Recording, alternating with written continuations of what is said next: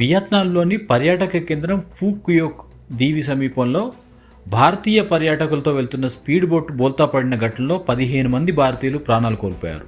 మరొక 21 మందిని సురక్షితంగా రక్షించినట్లు స్థానిక అధికారులు వెల్లడించారు. ప్రమాదానికి గల కారణాలపై విచారణ కొనసాగుతోంది. శనివారం మధ్యాహ్నం హాన్యే రూట్ ద్వీపం నుంచి హాన్తోయ్ పోర్టుకు తిరిగి వస్తున్న సమయంలో ఈ ప్రమాదం చోటు చేసుకుంది. 32 మంది భారతీయ పర్యాటకులు 4 సిబ్బందితో వెళ్తున్న స్పీడ్ బోట్ తీరానికి సుమారు 400 మీటర్ల దూరంలో ఒక్కసారిగా అదుపు తప్పి బోల్తా పడింది. దీంతో పడవలో ఉన్నవారంతా సముద్రంలో పడిపోయారు.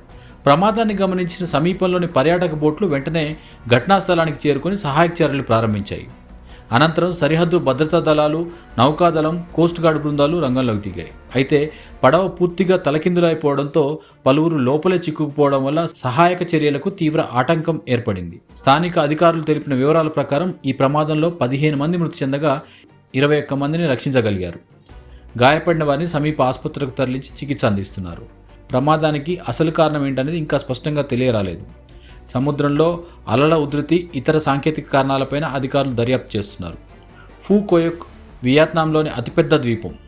తెల్లని ఇసుక తీరాలు, స్వచ్ఛమైన సముద్ర జలాలు, వాటర్ స్పోర్ట్స్కు ప్రసిద్ధి చెందిన ఈ ప్రాంతానికి ప్రతి ఏడాది లక్షలాది మంది విదేశీ పర్యాటకులు వస్తుంటారు.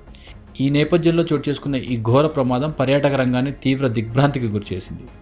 భారతీయ రాయబార కార్యాలయం పరిస్థితిని నిశితంగా పరిశీలిస్తుంది.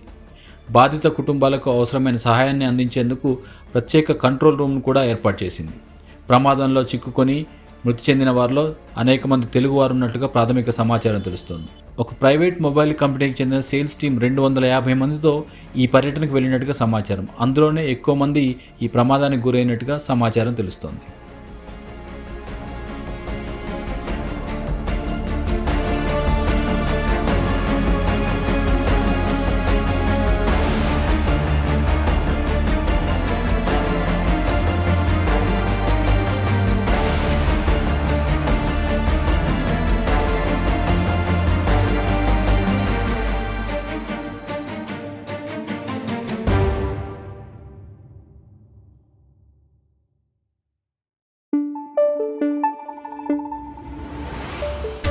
Thank you.